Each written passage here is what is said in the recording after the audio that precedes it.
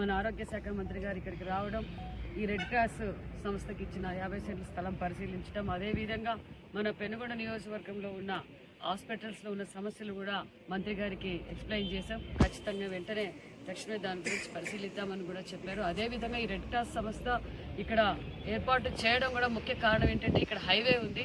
హైవేలో చాలా యాక్సిడెంట్స్ జరిగితే ముఖ్యంగా మెయిన్ కాన్సెప్ట్ బ్లడ్ బ్యాంక్ ఇక్కడ పెట్టడం వల్ల ఇమీడియట్గా మనము ప్రాణాలు కాపాడచ్చనే ఉద్దేశంతో వారు ఈ సేవా దృక్పథంతో ఈ కార్యక్రమం అడిగారు. అడిగిన వెంటనే మేము కూడా కలెక్టర్ గారితోనూ మంత్రి గారితోనూ మాట్లాడి వెంటనే స్థలం కూడా కేటాయించాం.